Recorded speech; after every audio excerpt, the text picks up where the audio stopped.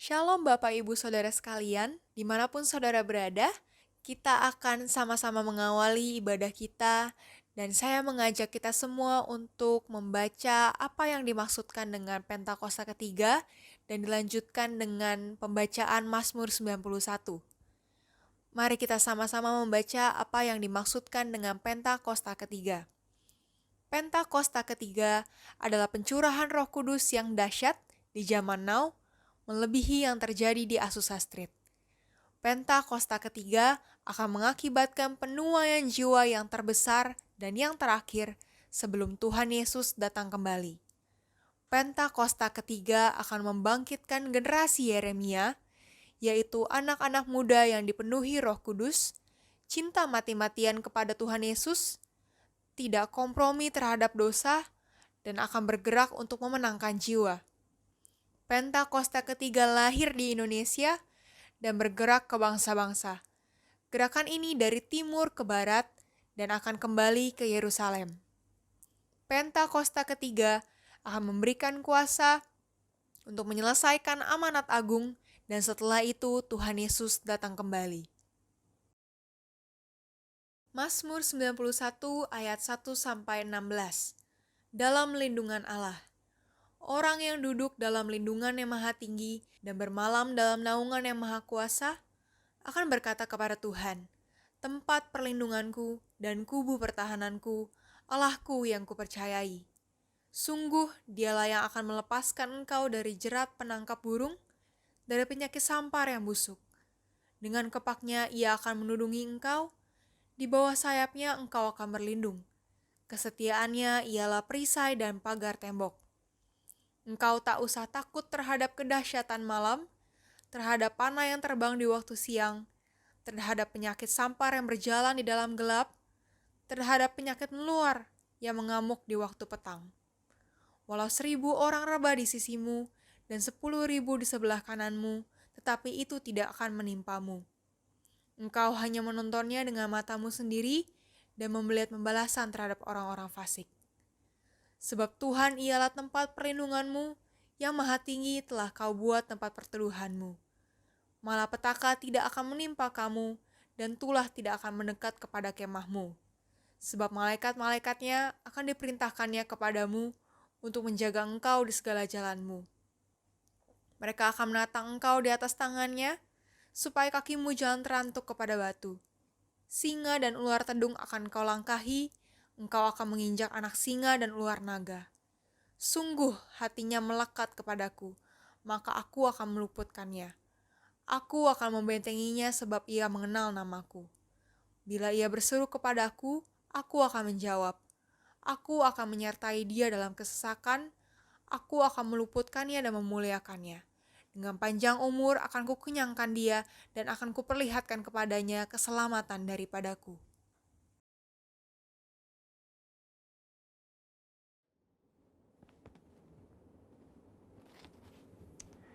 Shalom semuanya. Di dalam Voice of Pentecost hari ini kita akan membahas seorang tokoh yang luar biasa di dalam Alkitab. Dia adalah Musa. Terbukti 65 kali Alkitab mencatat bahwa Tuhan berbicara dan berfirman kepada Musa. Dan tidak ada nabi lain di dalam Alkitab yang sama seperti Musa. Nah, bukankah sebagai seorang percaya kita rindu untuk terus intim dan dapat bercakap-cakap dengan Tuhan? Karena itu, mari kita sama-sama mempelajari beberapa kualitas dari seorang nabi yang sangat menginspirasi dari zaman ke zaman secara singkat. Yang pertama, Musa memilih hidup dalam kebenaran. Dalam Ibrani 11 ayat 24-26 dijelaskan, karena iman, maka Musa setelah dewasa menolak disebut anak putri Firaun. Karena ia lebih suka menderita sengsara dengan umat Allah daripada untuk sementara menikmati kesenangan dari dosa. Ia menganggap penghinaan karena Kristus sebagai kekayaan yang lebih besar daripada semua harta Mesir. Sebab pandangannya ia arahkan kepada upah. Yang kedua, Musa rela diproses Tuhan. Setelah Musa melarikan diri dari tanah Mesir, ia hidup dengan sangat berbeda di tanah Midian sebagai pendatang. Selain itu, Musa juga mengalami perjumpaan pribadi dengan Tuhan dan mengenal Allah secara pribadi. Pengalaman-pengalaman ini adalah proses yang Musa jalankan untuk mempersiapkan dirinya menjadi pemimpin atas umat pilihan Tuhan. Musa meresponi perintah Tuhan untuk membawa dan mengajar bangsa Israel hidup dalam destiny yang sudah Tuhan tetapkan, yaitu menjadi bangsa yang sulung, yang akan beribadah kepada Tuhan dan yang akan melahirkan juru selamat. Musa sadar bahwa kehidupan dan apapun yang ia miliki adalah untuk menghidupi panggilannya. Yang ketiga, Musa taat penuh kepada Tuhan. Ketaatan adalah suatu ciri khas kepemimpinan dan gaya hidup dari Musa. Saat ia menerima perintah atau firman dari Tuhan, ia akan sampaikan kepada banyak orang. Dan setelah itu, ia pastikan agar perintah itu dilakukan dengan baik. Dalam berbagai kesempatan, Musa hanya mau mengambil tindakan jika memang Tuhan perintahkan demikian. Ini adalah suatu sikap penundukan diri yang luar biasa kepada Tuhan. Musa selalu menempatkan Tuhan sebagai pemimpin utama atas bangsa Israel, dan ia sebagai hambanya. Yang keempat, Musa selalu ingin adanya penyertaan Tuhan. Ketika bangsa Israel melakukan penyembahan kepada patung lembu emas, Tuhan memutuskan bahwa ia tidak akan berjalan bersama bangsa Israel ke tanah perjanjian, tetapi malaikat yang akan menuntun mereka. Apa reaksi Musa? Dia menolak untuk dituntun oleh malaikat, tetapi hanya mau dituntun oleh Tuhan. Musa bahkan menolak untuk disuruh berangkat dari padang gurun Sinai ke tanah perjanjian jika bukan Tuhan sendiri yang memimpin dia dan bangsa Israel. Musa menunjukkan bahwa bagi dia, penyertaan Tuhan adalah segala-galanya. Yang kelima, Musa mengejar hadirat Tuhan sekalipun ada resiko. Musa pernah meminta untuk melihat Tuhan di dalam kemuliaannya. Pada zaman itu, permintaan ini sangat beresiko, karena siapapun yang melihat Tuhan beresiko mati, karena karya salib Kristus belum terjadi. Pendeta Tommy Tenney dalam buku God Chaser menuliskan, bahwa jika kita ingin benar-benar melihat Tuhan, kita harus siap mati. Mati atas keinginan duniawi, mati atas hasrat dosa, dan hidup bagi Kristus. Yang keenam, Musa bersyafaat bagi bangsanya. Salah satu tindakan Musa ketika Tuhan begitu marah kepada bangsa Israel yang melakukan dosa adalah dia bersyafaat bagi bangsa Israel. Bersyafaat artinya berdiri di hadapan Allah, memohonkan doa secara sungguh-sungguh bagi orang-orang tertentu. Tindakan syafaat Musa akhirnya membuat Tuhan mengubah keputusannya. Kita sebagai umat percaya perlu bersyafaat bagi bangsa kita. Yang ketujuh, Musa memiliki hati yang lembut. Bilangan 12 ayat 3 menuliskan bahwa Musa memiliki hati yang sangat lembut. Sekalipun waktu itu Miriam dan Harun mengatai Musa, tetapi dia memilih diam. Sehingga tidaklah mengherankan jika Tuhan begitu membelanya. Dan pembelaan yang sama Tuhan pasti berikan kepada setiap kita yang mau memiliki hati yang lembut. Yang kedelapan, Musa mengimpartasi apa yang dia terima dari Tuhan. Musa meneruskan apa yang ia terima dari Tuhan kepada orang-orang yang ada di bawahnya. Musa mengajari Yosua semua hal yang telah ia terima dari Tuhan, termasuk mengimpartasikan kepenuhan roh untuk mempersiapkan Yosua menjadi penerusnya. Jadi, kita sudah mendengar kualitas Musa yang patut kita contoh. Kita percaya saat kita melakukan apa yang Musa lakukan, maka kita pun akan menerima berkat yang sama. Biarlah di tahun integritas ini kita senantiasa selalu berusaha menjadi pribadi yang lebih baik. Saudara, untuk penjelasan lebih lengkapnya dari tim teologi kami, jangan lupa buka link yang ada di atas atau scan QR Code yang tersedia. Salam integritas, Tuhan Yesus memberkati.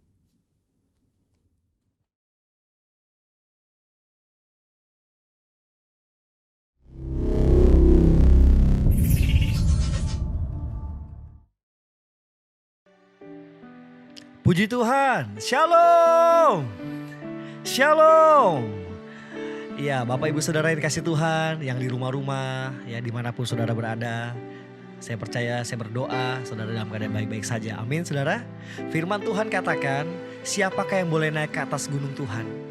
Siapakah yang boleh berdiri di tempat yang kudus? Orang yang bersih tangannya dan murni hatinya. Yang tidak menyerahkan dirinya kepada penipuan. Dan yang tidak bersumpah palsu. Dialah yang akan menerima berkatnya dari Tuhan. Amin Bapak Ibu Saudara. Biarlah pagi hari ini saudara kita datang sama Tuhan. Untuk itu saudara, saya mengajak saudara sama-sama kita datang sama Tuhan. Kita bersyukur sama Tuhan. Mari kita satukan hati kita berdoa. Bapa, dalam nama Tuhan Yesus, terima kasih buat pagi hari ini Tuhan. Kami mengundang kerajaan-Mu datang di tempat ini Tuhan. Kami percaya janji firman-Mu Tuhan. Kami percaya ya Tuhan, biar pagi hari ini penuh dengan sukacita Tuhan. Kami boleh memuji menyembah-Mu Tuhan. Dan kami mendengarkan firman-Mu Tuhan di pagi hari ini Bapa. Terima kasih Tuhan, terima kasih. Di dalam nama Yesus kami berdoa dan mengucap syukur. Mari Bapak Ibu Saudara, setiap kita yang percaya sama-sama kita katakan amin.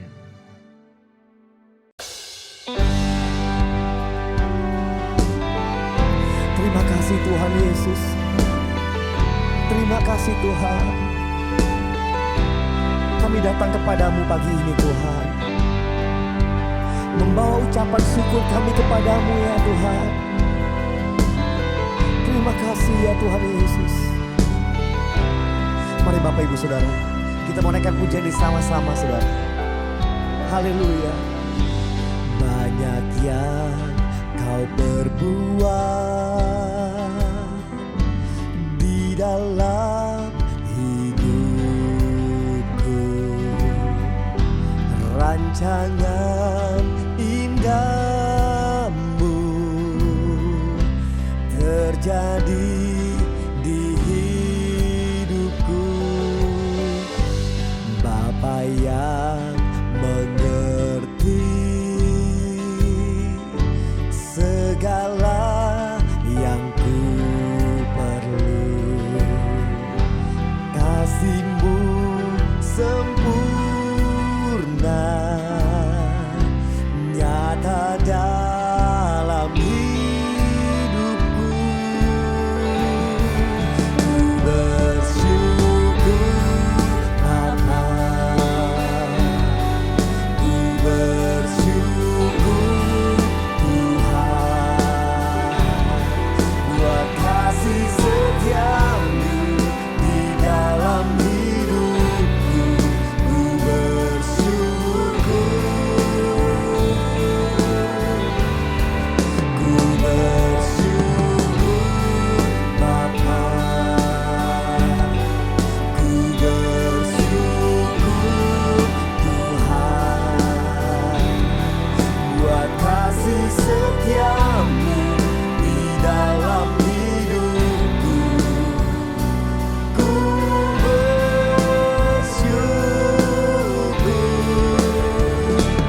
Tuhan.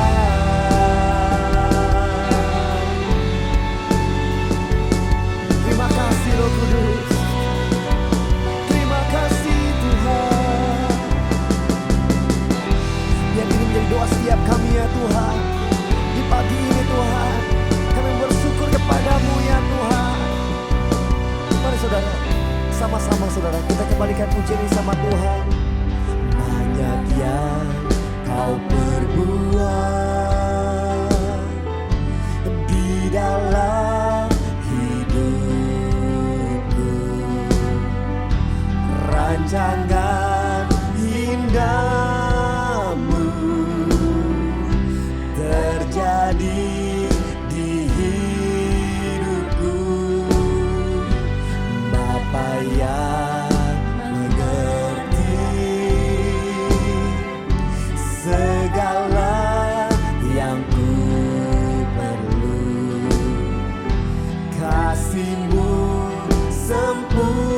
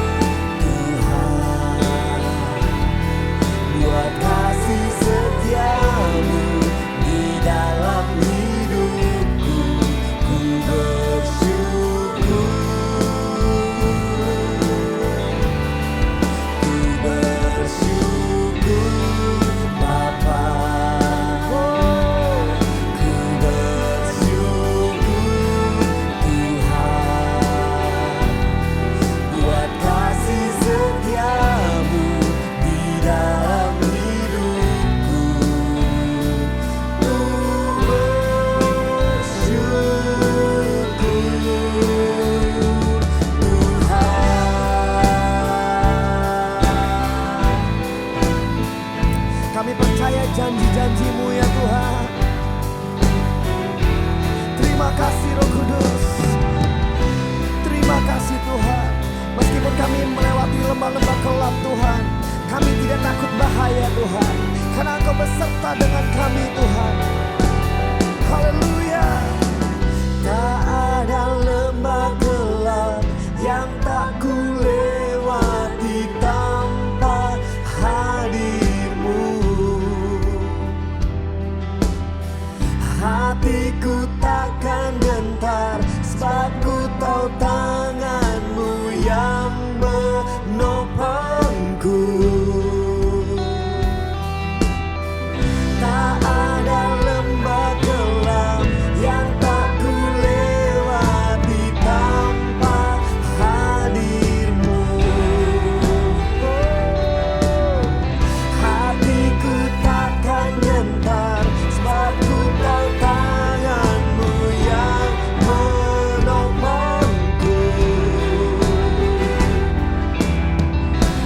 Kaulah Yesus, Kaulah Tuhan, hanya Kau ku percaya. Kaulah Yesus, Kaulah Tuhan, harapan hidupku. Ku bersyukur Bapa, ku bersyukur Tuhan, buat kasih setia-Mu di dalam hidupku. Ku bersyukur. Mari saudara, terus kita naikkan pujian ini sama Tuhan. Ini nyanyian kami kepadamu Tuhan. Ku bersyukur kepadamu Tuhan. Ku bersyukur ya Tuhan, buat kasih setia-Mu di dalam hidupku. Ku bersyukur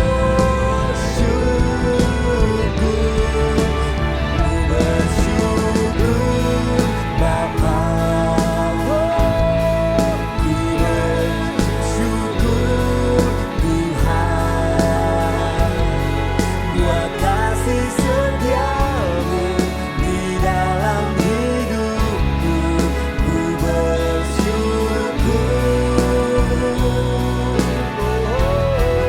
Ku bersyukur Bapa. Ku bersyukur Tuhan, buat kasih setia-Mu di dalam hidupku.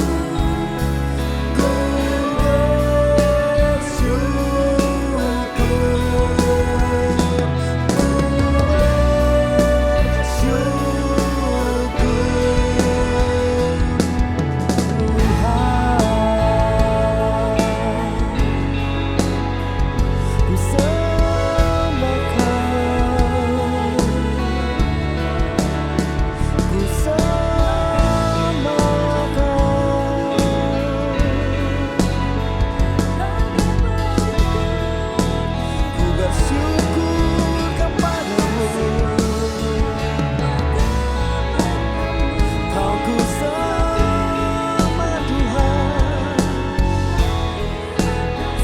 Kau ku sembah. Nama Yesus yang menguatkan kami Tuhan, nama segala nama. Haleluya.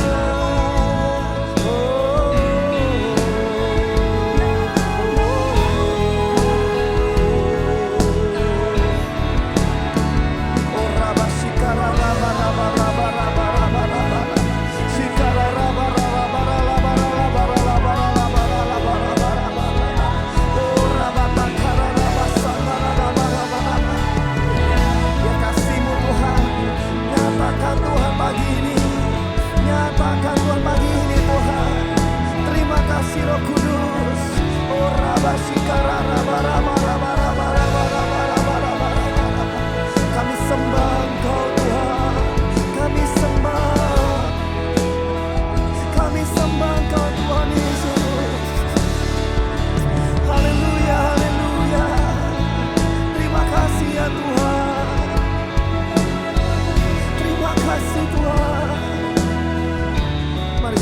tangan kita sama Tuhan Yesus, saudara.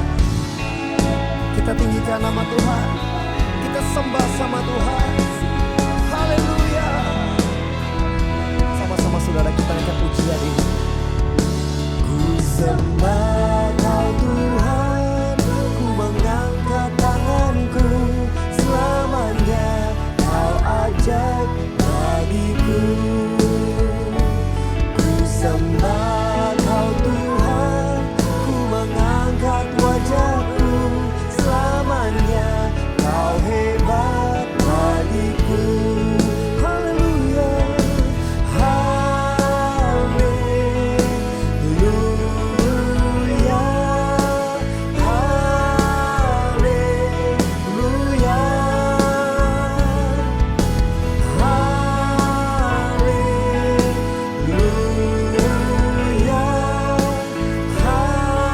haleluya. Ku sembah Kau Tuhan, ku mengangkat tanganku, selamanya Kau ajaib bagiku.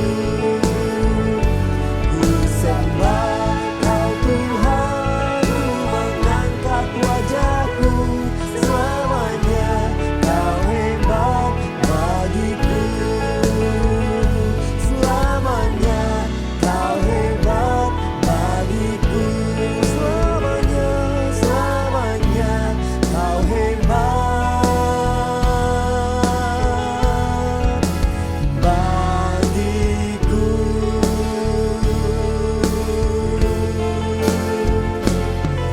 Haleluya. Berikan sorak-sorai buat Tuhan Yesus, saudara. Terima kasih Tuhan Yesus, terima kasih Tuhan. Terima kasih buat pagi yang indah ini Tuhan. Kami bersyukur kepadamu ya Tuhan. Sebentar kami akan mendengarkan firman-Mu. Tuhan urapi setiap kami, biar setiap kami Tuhan tertanam di dalam Engkau ya Tuhan. Bahkan kami bertumbuh, bahkan berbuah-buah di hadapan-Mu Tuhan. Kami siap mendengarkan isi hati-Mu, mau mendengar firman-Mu Tuhan. Setiap kita yang percaya, yang siap mendengarkan firman Tuhan, kita katakan amin.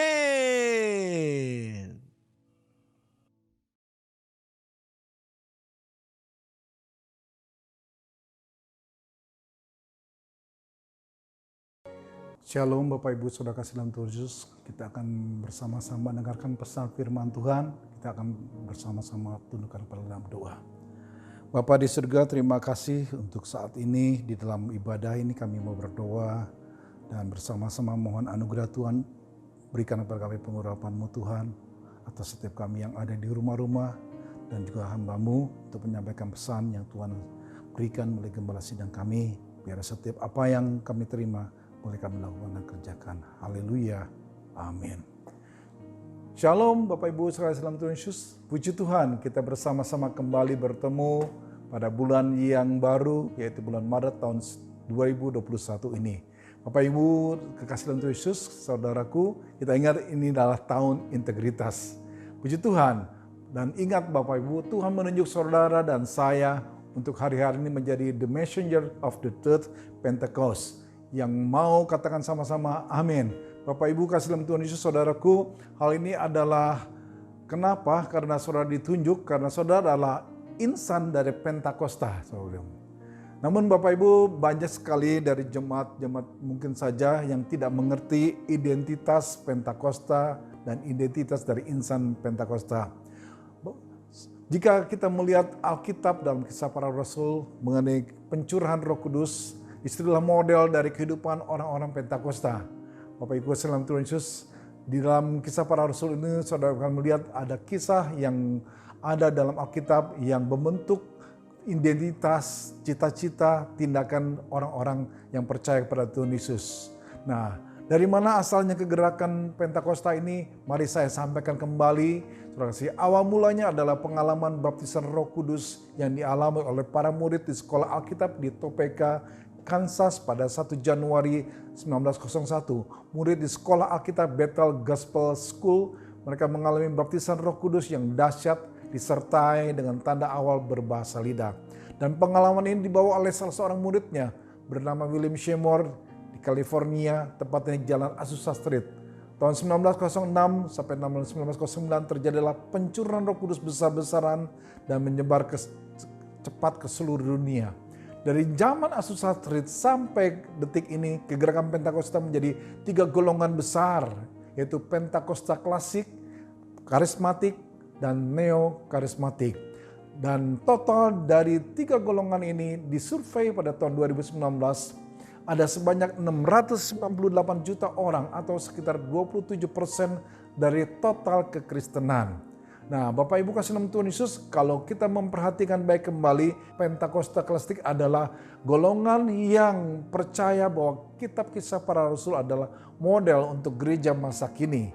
Di mana di situ ada baptisan Roh Kudus yang tersedia untuk semua orang percaya dengan tanda awal berbahasa lidah, terpisah dari kelahiran yang baru, dan selalu mengakui tanda mujizat dan karunia roh seperti dalam 1 Korintus pasal 12 ayat 8 sampai 10, dan itulah gereja masa sekarang. Dalam era Pentakosta karismatik itu hanya percaya segenap karunia roh dalam 1 Korintus pasal 12 ayat 8 10, termasuk nubuatan, bahasa roh dan kesembuhan tersedia untuk gereja masa kini. Tetapi menolak baptisan Roh Kudus dipandang terpisah dari kelahiran baru. Tidak menekankan bahasa roh sebagai tanda awal dari baptisan Roh Kudus. Dan golongan Pentakosta Neokarismatik adalah gereja yang independen di luar denominasi.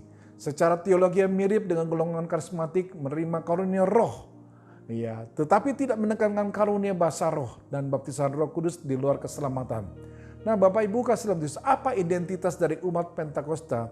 Di sana ada 5 pilar teologi baptisan roh. Ciri khasnya dari teologi Pentakosta adalah doktrin baptisan Roh Kudusnya.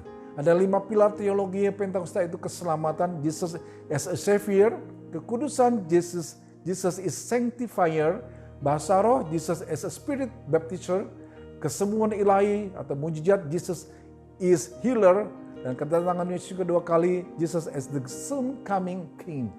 Bapak Ibu, sinode gereja kita, GBI, adalah aliran Pentakosta klasik, di mana 5 pilar teologi Pentakosta termuat dalam pengakuan iman dari GBI ini. Serta doktrin baptisan Roh Kudus dari GBI ada. Dan kita percaya itu adalah bagian dari identitas dari Pentakosta yang saudara dan saya yang ada dalam wadah GBI Jalan Gatot Subroto adalah sama dalam suatu gereja yang punya naungan di Sinode Gereja Betel Indonesia. Tuhan menuntut saudara dan saya di dalam tahun ini Kris ini untuk saudara dan saya punya integritas. Gereja kita ada sebagaimana adanya karena berani menyampaikan ke publik di depan umum untuk berani berbahasa roh. Karena sebetulnya tidak lazim gereja sekarang ini berbahasa roh yang sekarang ini dimulai yang terjadi di Azusa Street, dan kita tahu mereka berbahasa roh, bernubuat, ada kesembuhan, ada pengusiran setan, mereka rebah dalam roh. Sejak itu gerakan itu luar biasa dan disebutkan sebagai Pentakosta yang kedua. Tetapi apa yang terjadi, gereja-gereja Pentakosta mulai redup. Dan hari ini bahasa rohnya itu juga redup. Namun dalam era Pentakosta yang ketiga ini, Gembala Sidang kita mengajak saudara dan saya segenap umat Tuhan untuk melakukan apa yang terjadi, apa yang pernah dialami dalam Pentakosta pertama, Pentakosta kedua, dan Pentakosta yang ketiga ini. Untuk saudara dan saya hari-hari ini banyak di dalam kehidupan untuk masuk di dalam bersama-sama melakukan bahasa roh setiap kehidupan saudara setiap hari. Nah, hari ini kita belajar bagaimana saudara dan saya sebagai insan Pentakosta, identitas saudara dan saya dalam Pentakosta untuk bersama-sama memahami tentang doktrin baptisan Roh Kudus dan bahasa roh yang utuh secara biblikal, saudara. Ada 4 argumen yang menyatakan tentang bahasa roh. Berbahasa roh hanya pada saat dibaptis Roh Kudus saja. Setelah itu tidak. Argumen yang pertama. Ada yang kedua, bahasa roh yang sekarang dilakukan gereja sudah bukan bahasa roh yang asli. Yang ketiga, bahasa roh itu dalam doa pribadi saja, tidak boleh digunakan di ibadah dan harus ada yang menafsirkan. Dan keempat, bahasa roh adalah tanda untuk orang tidak beriman. Saya kan beriman. Ya. Dampaknya Bapak Ibu, tidak atau jarang jemaat berbahasa roh, sekalipun di dalam ibadah. Akibatnya adalah tidak mengalami berkat dan manfaat dari berbahasa roh. Dan yang terjadi adalah banyak orang menyampaikan kritik, komentar yang negatif. Dan tidak mengajarkan doktrin baptisan Roh Kudus dan bahasa roh yang utuh di dalam Alkitab. Bahkan juga menyerang gereja, hamba Tuhan yang mengajarkan doktrin baptisan roh yang utuh dalam Alkitab. Juga serta melecehkan atau mengolok-olok bahasa roh dengan menggantikan pengucapan bahasa roh dengan kata-kata tertentu. Disampaikan dalam khotbah untuk membuat jemaat bisa senang atau tertawa. Apa penyebabnya mereka melakukan itu? Karena mereka kurang memahami teologi Pentakosta. Tidak menyadari jika dirinya adalah insan Pentakosta, mengaku dirinya mungkin saja karismatik atau neokarismatik. Bergabung dengan gereja Pentakosta, tapi masih memakai pemahaman aliran gereja yang lain. Kurang memahami maksud pernyataan dari Rasul Paulus. Kalau kita membaca 1 Korintus pasal 14 ayat 5-6 di sana berkata, sebab orang yang berbuat lebih berharga daripada orang yang berkata-kata dengan bahasa roh.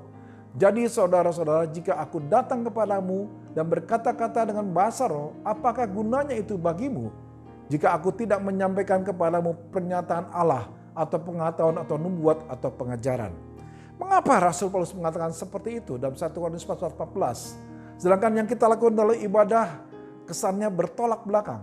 Ya, kalau kita melihat konteks dari jemaat Korintus, mereka adalah jemaat yang mengejar karunia roh untuk kepentingan pribadi. 1 Korintus pasal 14 ayat 12. Dan apa yang terjadi ketika mereka lakukan liturgi, ibadah mereka adalah ibadah yang sangat kacau. Ada lebih dari 2-3 orang berbahasa roh di depan mimbar bersama-sama tanpa penafsiran untuk kepentingan atau mengajar atau menyampaikan pernyataan. Dan mereka salah memahami akan karunia roh. Beberapa jemaat yang memandang karunia roh itu seperti superior atau lebih hebat daripada kasih akan sesama. 1 Korintus pasal 13 ayat 2. Nah, Paulus tidak setuju bahasa roh yang tidak ditafsirkan digunakan untuk mengajar atau membangun jemaat. 1 Korintus pasal 14 ayat 6 berkata, jadi saudara-saudara, jika aku datang kepadamu dan berkata-kata dengan bahasa roh, apakah gunanya bagimu jika aku tidak menyampaikan kepadamu pernyataan Allah atau pengetahuan atau nubuat atau pengajaran. 1 Korintus pasal 14 ayat 12, demikian pula dengan kamu memang berusaha untuk memperoleh karunia-karunia roh. Tetapi lebih daripada itu, hendaklah kamu berusaha mempergunakan untuk membangun jemaat. Tetapi dalam pertemuan jemaat aku lebih suka mengucapkan 5 kata yang dapat dimengerti untuk mengajar orang lain juga daripada beribu-ribu kata dengan bahasa roh. Konteks gereja zaman ini sangat berbeda dengan konteks jemaat dari jemaat di Korintus. Malahan saudaraku, kita menemukan bukti bahwa penggunaan bahasa roh dalam ibadah dilakukan jemaat mula-mula. Kisah pasal kedua ayat 4, ada 120 orang murid di kamar loteng atas, mereka berbahasa roh. Kisah pasal 4 ayat 13 itu jemaat yang berdoa juga sama, mereka melakukan demikian. Keluarga Cornelius, kisah pasal 10, dan ada jemaat yang di Efesus, kisah pasal 19. Dalam Efesus pasal 5 ayat 29 juga berkata-katalah seorang kepada yang lain dalam mazmur, kidung puji-pujian dan nyanyian rohani. Dalam bahasa Inggrisnya dikatakan songs from the spirit. Kita tidak bisa mengatakan bahwa penyembahan dalam roh di ibadah adalah salah. Dalam ibadah kita menyembah dalam roh dan juga dengan akal budi sebagaimana dilakukan Paulus. Nah, pemahaman yang keliru tentang bahasa roh yang dilakukan di gereja sekarang itu disebut glosolalia, bukan bahasa roh yang asli. Ini adalah orang yang memahami bahwa bahasa roh yang disampaikan di gereja hari-hari ini, glosolalia ini, bukan bahasa roh yang asli. Bahasa roh seperti dalam kisah 2:1-4 itu ada senolalia, di mana orang yang mendengarnya dalam bahasa yang mereka mengerti. Itu yang asli. Nah, Alkitab menyatakan istilah dari senolalia atau glosolalia secara literal tidak ada dalam Alkitab. Glosolalia merupakan perpaduan dari kata glosa, lidah atau bahasa, dan laleo, mengatakan atau berkata-kata. Kata dasar Yunani yang sama digunakan dalam kisah pasal kedua ayat 4 di kamar loteng. Kisah pasal 10 ayat 46 keluarga Cornelius dan kisah 19 ayat 6 murid yang ada di Efesus. Jika pada kisah pasal ke-24 ada yang mendengar murid berbahasa roh dalam bahasa mereka sendiri, tidak demikian dengan kisah pasal 10 ayat 46 dan kisah 19 ayat 6. Peristiwa Cornelius dan murid di Efesus umumnya dimaknai sebagai bahasa roh yang tidak dimengerti oleh manusia. Nah, Bapak Ibu, kisah pasal 2 ayat 1 sampai 11 adalah sebuah peristiwa khusus di mana bahasa roh yang diilhamkan Roh Kudus kemudian didengar dalam bahasa-bahasa yang dimengerti manusia. Kemudian disebut istilah senolalia, sekalipun kata dasar Yunani yang digunakan glosso dan laleo. Kisah pasal 10 ayat 46, pasal 19 ayat 6 dikatakan bahwa menjelaskan mengenai glossolalia, bahasa yang tidak dimengerti oleh manusia. Bahasa roh yang sama pada saat yang khusus Tuhan berikan kepada muridnya, bahwa mereka memberikan mujizat bagi para pendengar untuk mendengar dalam bahasa masing-masing. Bagi pelaku dia tetap berbahasa roh, tetapi Tuhan mengubah kata-kata itu menjadi bahasa yang dapat dimengerti oleh si penerima pesan. Bahasa roh hanya untuk doa pribadi. Ya, ini yang kedua, dikatakan bahasa roh hanya untuk doa pribadi. Tidak boleh dalam ibadah, kecuali ada yang menafsirkan. Ya, Bapak Ibu kasih dalam Tuhan Yesus, kebenaran Alkitab mengatakan penggunaan pribadi untuk membangun diri sendiri. Memuji, menyembah dalam roh dan memuliakan Allah. Bahasa roh yang digunakan oleh jemaat adalah ibadah untuk penyembahan sendiri-sendiri. Nah, ada fungsi bahasa roh yang perlu dalam penafsiran, yaitu untuk kepentingan mengajar, untuk membangun jemaat. Bahasa roh harus ditafsirkan. Bahasa roh yang demikian jelas mempunyai nilai bagi penyembahan dan doa pribadi tiap orang Kristen. Yang dimaksudkan doa pribadi tentu bukan sekedar doa di rumah, melainkan doa untuk diri pribadi, membangun diri sendiri, menyampaikan keluhan yang tak terucapkan, yang disampaikan di mana saja termasuk dalam ibadah. Jadi dari sudut pandang pastoral, pengembalaan, berbahasa roh untuk doa pribadi juga tentunya harus terlihat di dalam ibadah untuk memastikan para pemimpin rohani bahwa jemaat sudah dipenuhi oleh Roh Kudus dan berbahasa roh. Jika hanya di rumah saja, bagaimana mungkin hal tersebut dapat dipastikan?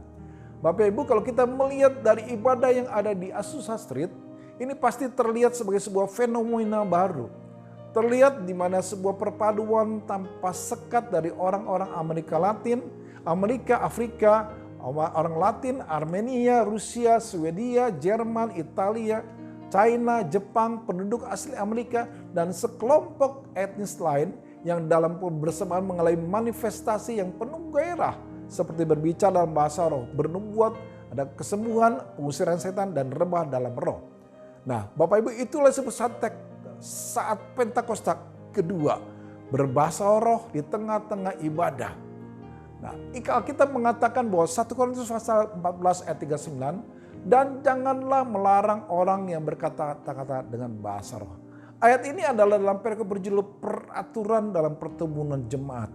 Dalam pertemuan jemaat tidak boleh melarang orang berkata-kata dalam bahasa roh. Untuk itu Rasul Paulus memberikan pedoman, segala sesuatu atau bukan hanya soal berbahasa roh harus berlangsung dengan sopan dan teratur. Agar jangan sampai terjadi lagi seperti di Korintus sebelumnya, di mana lebih dari 2-3 orang berbahasa roh bersama-sama tanpa penafsiran di depan mimbar dengan tujuan mengajar. Ya, Bapak Ibu, ada pendapat berkata berbahasa roh hanya pada saat dibaptis Roh Kudus saja. Setelah itu tidak. Kebenaran Alkitab menuliskan bahwa dalam 1 Korintus 14 ayat 5 berkata, aku suka supaya kamu semua berkata-kata dengan bahasa roh, tetapi lebih daripada itu bernubuat. Inilah tulisan Paulus. Bukan berarti perbandingan secara umum satu karunia lebih dari karunia yang lain, bahasa roh melawan nubuat, melainkan perbandingan dalam konteks fungsi membangun jemaat. Kalimat tetapi lebih daripada itu tidak membatalkan pernyataan yang pertama. Aku suka supaya kamu semua berkata-kata dengan bahasa roh. Dalam tulisannya Rasul Paulus juga dalam 1 Korintus pasal 14 ayat 18 katakan, aku mengucap syukur kepada Allah bahwa aku berkata-kata dengan bahasa roh lebih daripada kamu semua. Paulus menganggap karunia bahasa roh sebagai suatu bagian yang penting dari kehidupan rohaninya. lebih daripada kamu semua. Berkata-kata dengan bahasa roh lebih sering daripada kamu semua.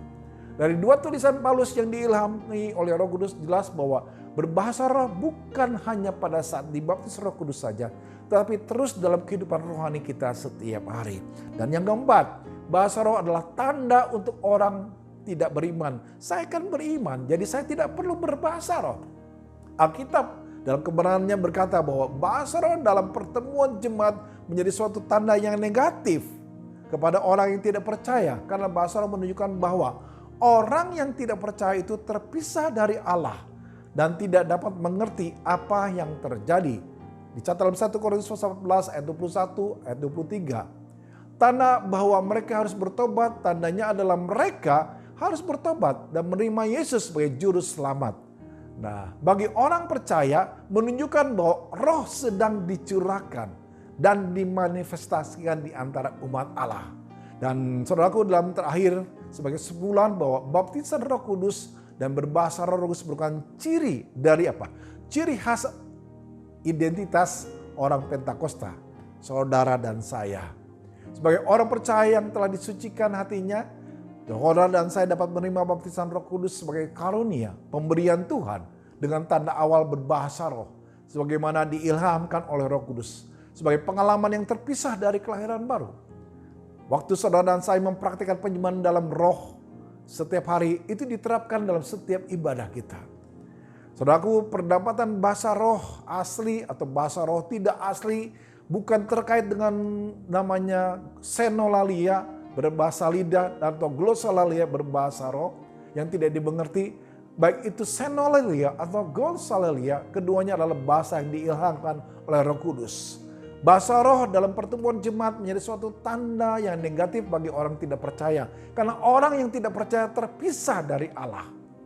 Bahasa roh juga bisa menjadi tanda untuk orang percaya yang menunjukkan bahwa Roh Kudus tercurah seperti nubuatan Yoel pasal kisah dalam kisah pasal 10 ayat 44 sampai 46. Berbahasa roh bukan hanya pada saat dibaptis oleh Roh Kudus saja, tetapi terus dalam kehidupan rohani kita setiap hari karena memiliki manfaat yang luar biasa.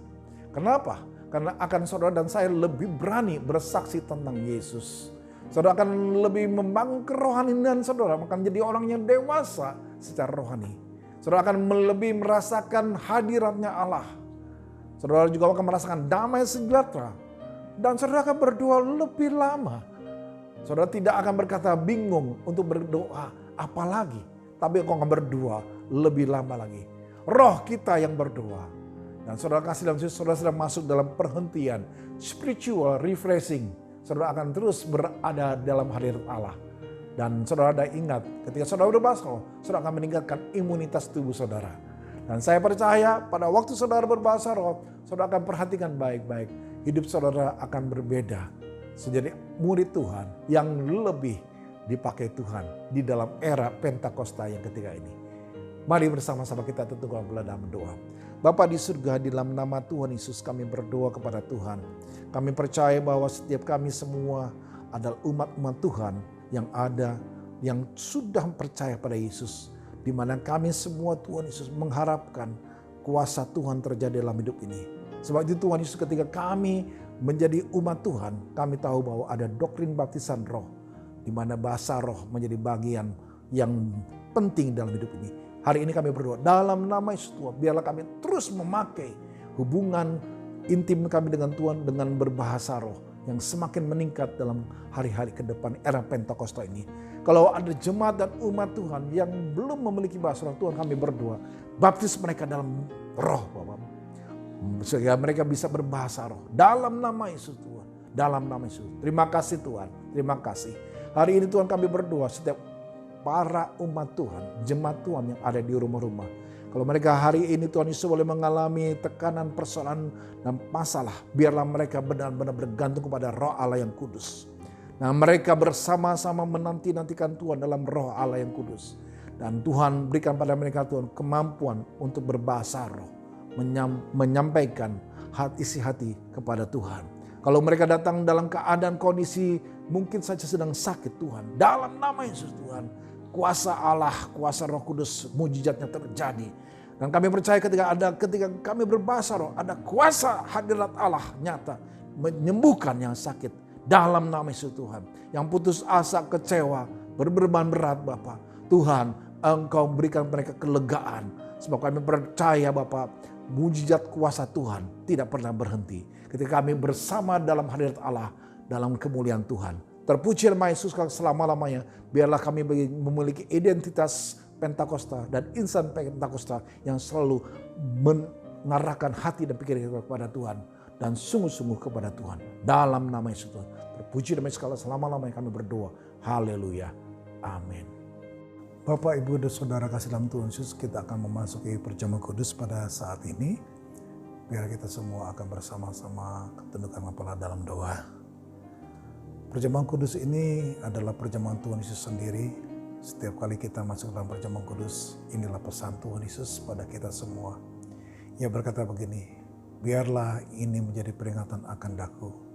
Kita diminta untuk mengingat Tuhan Yesus akan kebaikannya, kesetiaannya, pengorbanannya, supaya kita lebih lagi mengasihi Tuhan Yesus dan lebih lagi mengasihi satu dengan yang lainnya. Ya Tuhan, siapakah kami ini Tuhan? Sebelum kami mengenal Tuhan, kami adalah orang yang berdosa, upah dosa adalah maut. Tapi Engkau yang tidak berdosa telah dijadikan dosa oleh karena kami. Engkau harus turun dari surga mulia, menjelma jadi manusia, bahkan mati ganti kami dengan penderitaan yang luar biasa. Sungguh Tuhan, kalau kami pikirkan betapa baiknya Engkau ini Tuhan. Engkau pilih kami menjadi anak-anak-Mu, menuntun kami, membela kami, memberkati kami, dan melindungi kami Bapa. Engkau sungguh baik, amat baik ya Tuhan. Terima kasih Bapa. Saudaraku, Tuhan mau memberkati saudara melalui perjamuan kudus ini. Tetapi Tuhan mau saudara makan dan minum dengan cara yang benar. Masing-masing sekarang berdoa, lihat keadaanmu, introspeksi, uji keadaanmu. Jangan simpan dosa, tapi akui saat ini di hadapan Tuhan. Supaya saudara diberkati Tuhan. Mari bersama-sama kita berdoa. Ya Tuhan, lihatlah kami anak-anak-Mu Tuhan yang sedang berdoa. Ampuni kami Tuhan Yesus, kami sering salah dalam banyak hal. Tuhan, biarlah kami benar-benar Tuhan, kami mau Tuhan sendiri menyucikan dan menguduskan kami Bapa. Terima kasih Tuhan, Tuhan berkati kami semua. Kami akan masuk dalam perjamuan kudus dengan hati yang penuh ucapan syukur. Dalam nama Tuhan Yesus. Haleluya. Amin. Bapak, Ibu, dan Saudara kasih dalam Yesus, perjamuan kudus ini peruntukan bagi mereka yang sudah percaya. Anak di bawah usia 12 tahun jangan makan perjamuan kudus. Sebab apa yang telah aku teruskan kepadamu telah aku terima dari Tuhan, yaitu bahwa Tuhan Yesus pada waktu malam ia diserahkan mengambil roti. Kita angkat roti kita di tangan kanan kita tinggi-tinggi. Dan sesudah itu ia mengucap syukur atasnya.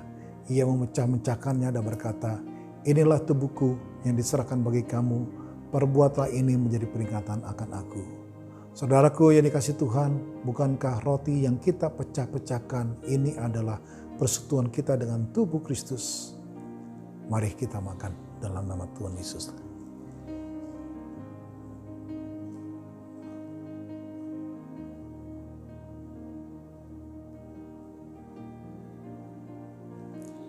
Mari kita angkat cawan di tangan kanan kita tinggi-tinggi.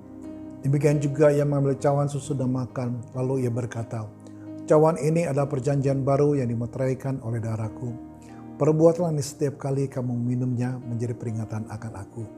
Saudaraku yang dikasih Tuhan, bukankah cawan pengucapan syukur yang atasnya kita ucapan syukur adalah persekutuan dengan darah Kristus? Amin. Mari kita minum dalam nama Tuhan Yesus. Mari saudaraku, sekarang ucapan syukur kepada Tuhan. Berterima kasih atas semua kebaikan Tuhan bersama-sama kepada Dia. Terima kasih Yesusku, terima kasih Yesusku. Puji syukur hanya bagi Tuhanku. Terima kasih Yesusku, terima kasih Yesusku. Puji syukur hanya bagi Tuhanku.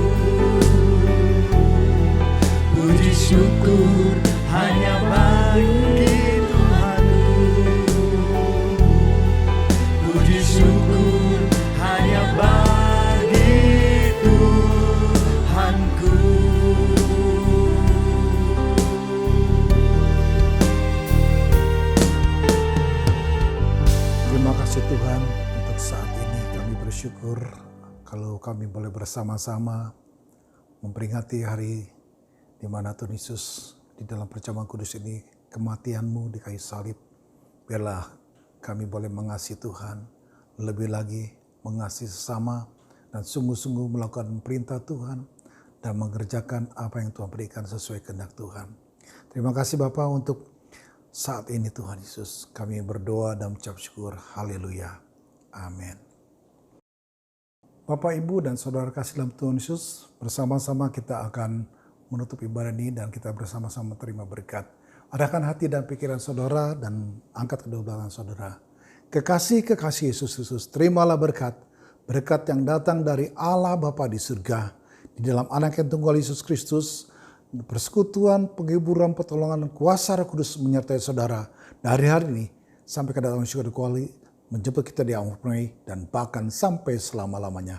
Yang percaya diberkati Tuhan bersama-sama kita katakan amin. Puji Tuhan, selamat hari Minggu. Tuhan Yesus memberkati kita semua.